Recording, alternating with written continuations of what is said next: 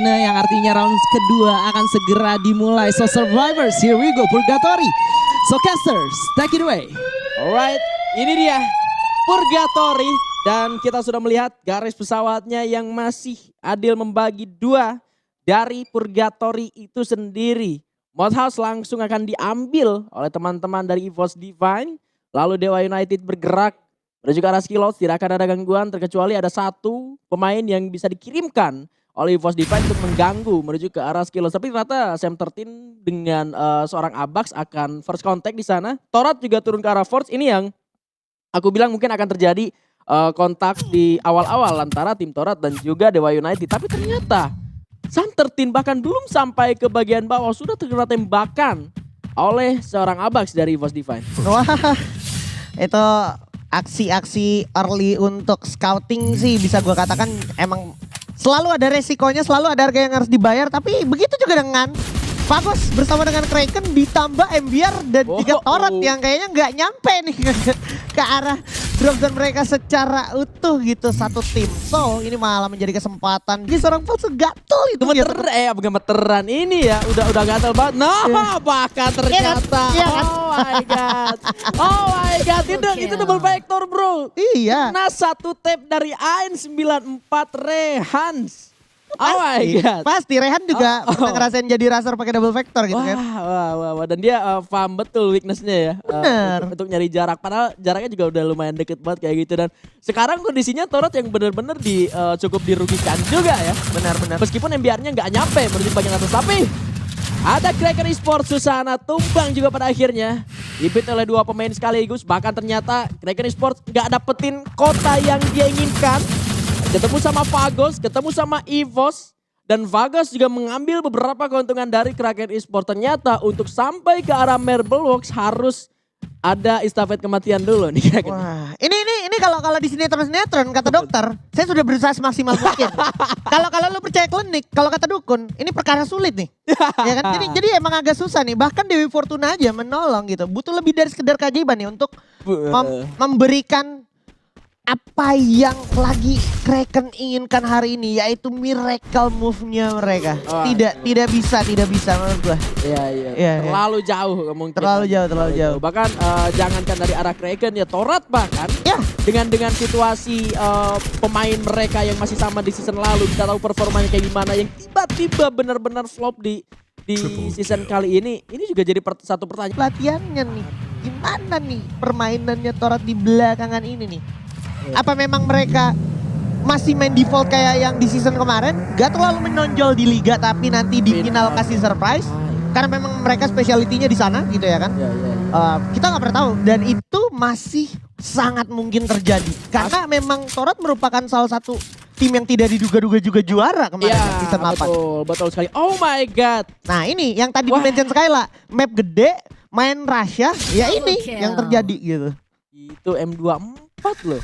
M24 jaraknya juga jauh dan di balik global kena gitu. Masih dapat knockdown satu. Pergerakan cepat dari arah teman-teman EVOS Divine, bahkan nggak selalu melihat lawan siapa yang turun di Crossroad. Even Indostar yang turun di Crossroad aja mereka pasti bakal datengin gitu loh. Betul. Untuk bisa ngambil beberapa keuntungan. Sedikit perubahan dari season sebelumnya yang biasanya mainnya langsung ke bagian Skillots. Zamannya eranya Regi sama Sam13 masih di EVOS ya. Biasanya Skillots tuh yang jadi andalan mereka sekarang.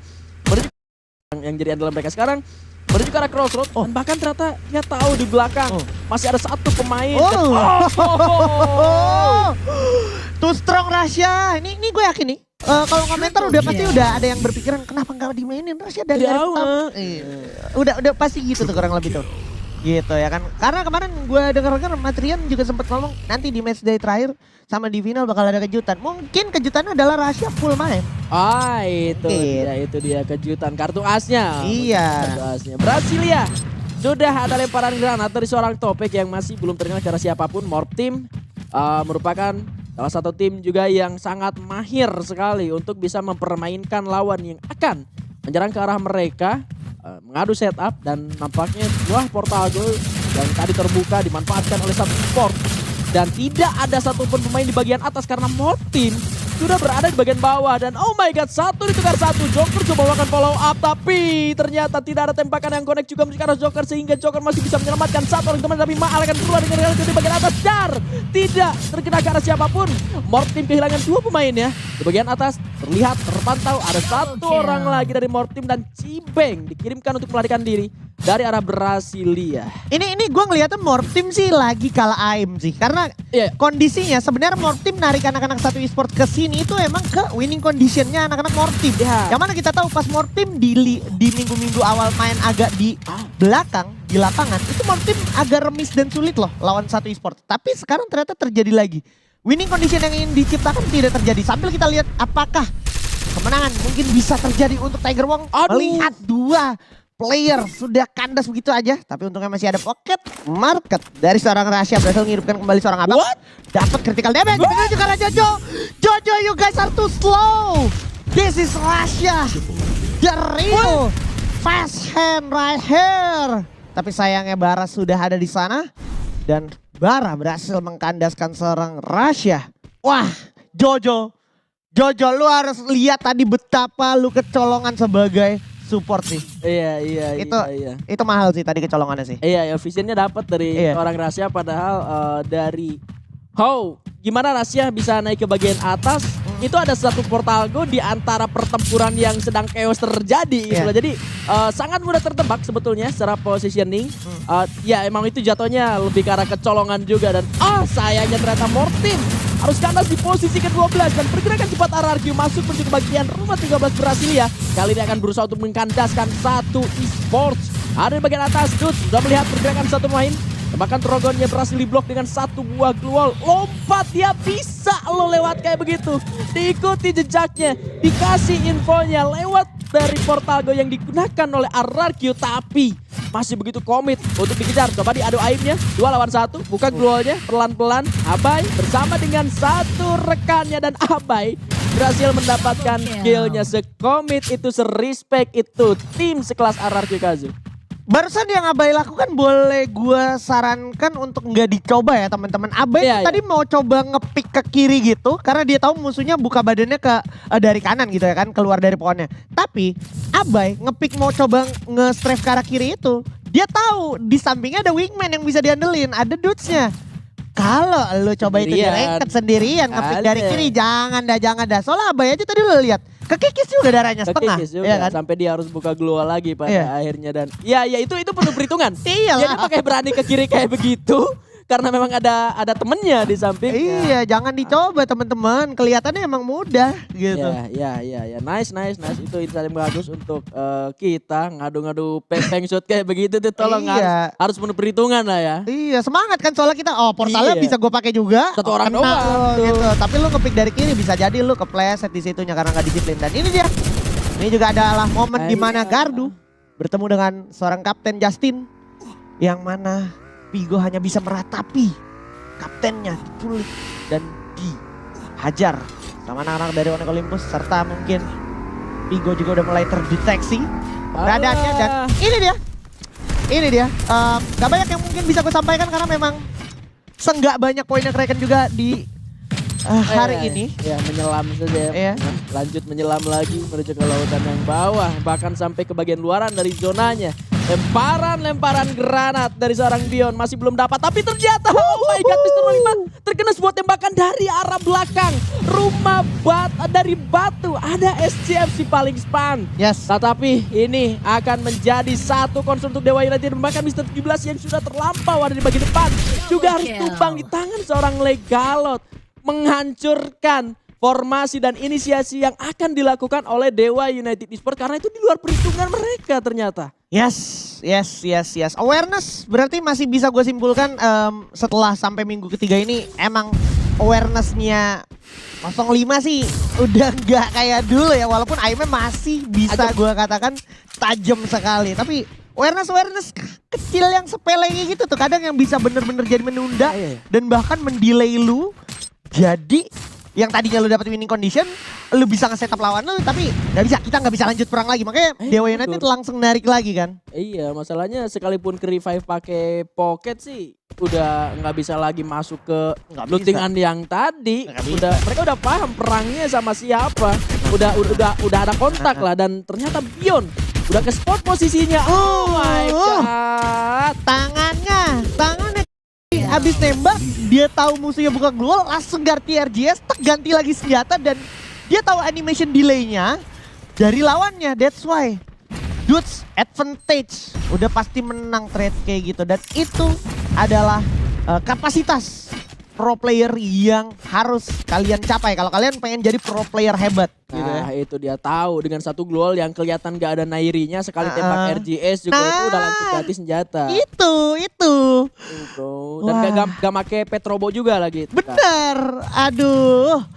Itulah. Bisa diperhatikan. Tim Vagos juga ternyata dari tadi sudah mendapatkan, ya mereka ini cuma bisa ngekill 3 dari Kraken doang ternyata. Yap. Ya ketemu dengan yang lain mereka selalu mendapatkan kesulitan, bahkan tadi lagi-lagi sempat ketemu sama Onyx Olympus. Dan ini dia unik sekali pergerakan dari MBR Epsilon.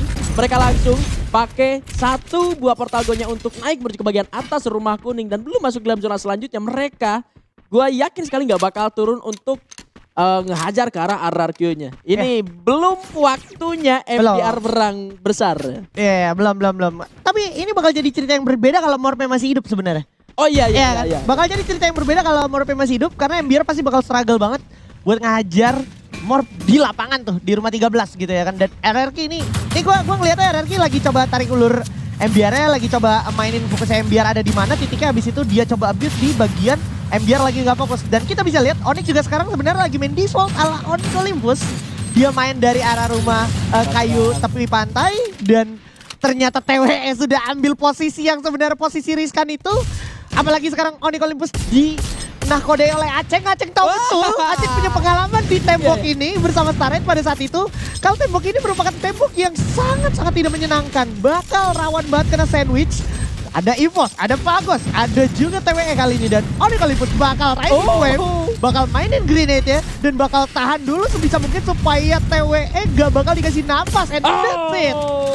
Mudah sekali untuk mengikis satu persatu player-player dari TWE di tangan Onyx Olympus. Dan itu dia gampang banget ngabisin TWE akhirnya. Dan EVOS Divine juga sekarang masih harus kecot karena ada tim Thorax yang masih hidup dan bakal adu aim. Tapi dari belakang Kapten Darkle kecolongan di tangan Gedai. Lagi-lagi Darkle posisinya ketebak. Ini bukan hal yang bagus, tapi begitu juga dengan EVOS Divine.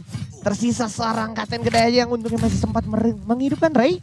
Tapi Ray-nya juga udah harus kandas karena ini zonanya juga udah sakit Blibby kan. Iya, zonanya udah cukup sakit. Begitupun sekarang Gedai kekurung dengan duel yang dia pasang, ada Nairi-nya juga sangat tebal dan akan mendelay pergerakan di seorang Gedai untuk masuk ke dalam zona selanjutnya. Dan dari titik pertempuran yang tadi, Vagos masih cukup diuntungkan. Kedatangan Onyx sekarang membuat Vagos seharusnya masih ada sisa satu karena tadi belum ada notification, Vagosnya eliminasi. TWE-nya narik ke bagian belakang dari tembok dan fokus buat ngehajar ke arah Onyx, ngelawan ke arah Onyx. Dan pertempuran di arah lain juga, bahkan ternyata EVOS-nya duluan yang harus tumbang sekarang. North dan kawan-kawan masih bisa back off lagi ke bagian rumah Tayo. Itu jujur menurut gua masih satu keputusan yang cukup penuh resiko juga buat Thorat. Masalah kalau misalkan mereka nggak bisa balik, MBR-nya udah masuk duluan ke rumah Tayo, Thorat udah bisa selesai di sana. Benar. Itu bisa gua katakan ada faktor luck-nya juga di mana MBR akhirnya nggak full squad survive sampai ke arah Tayo gitu ya kan. Dan zonanya masih di situ lagi. Zonanya masih di situ.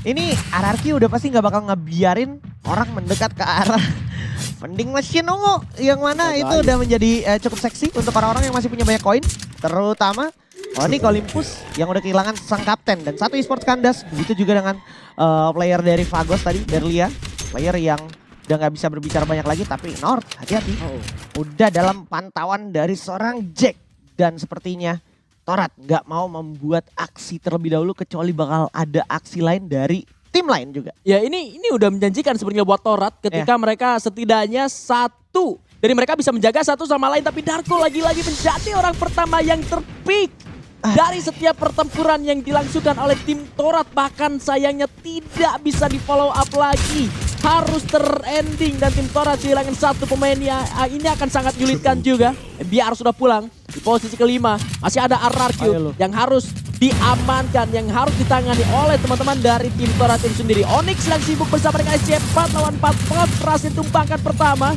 Lalu ada juga Cipri yang berhasil dijatuhkan. Onyx Olympus sangat ganas sekali membuat SCF tidak bisa bertahan lama. Tapi mereka hanya misalkan 2 pemain saja. Tapi winning conditionnya bisa mereka mainkan. RRQ sibuk dengan Torat. Onyxnya tinggal bisa nungguin aja di bagian dalam dari zonanya. Dan RRQ udah nggak full squad lagi. Abai terkikis pula. Dari health point-nya tersisa 2 lawan 2 antara sang landak kuning Onyx Olympus dan Raja dari segala raja. Tapi ternyata vending machine ini masih bisa dipakai oleh teman-teman dari Onyx Olympus. Coba nge-revive ke arah satu orang temannya. Abai dikirim dengan penggunaan dari Charge Buster-nya dan Abai pun sempat revive satu rekannya lagi. Ini akan menjadi pertempuran hidup dan mati. Tapi lihat bagaimana tembakan dari keduanya dan ternyata Kibat tumbang. Jake masih akan melakukan follow up dengan sniper yang dia miliki. RRQ juga masih bisa memenangkan pertempurannya. Baru turun Garek di sana. Oh my god. Langsung tertangkap. Blackout juga terlihat. Hit dari snipernya. Baru juga turun langsung. Disamperin sama aja demi 2 pemain tumbang. Tiba-tiba Abai lagi-lagi make it. Something yang gak mungkin jadi bisa. Tapi Jake satu lagi pelurunya masih bisa connect dengan kondisi oh my god. Oh my god, ini menjadi Buya sang raja dari segala raja, RRQ Kazo. Wow.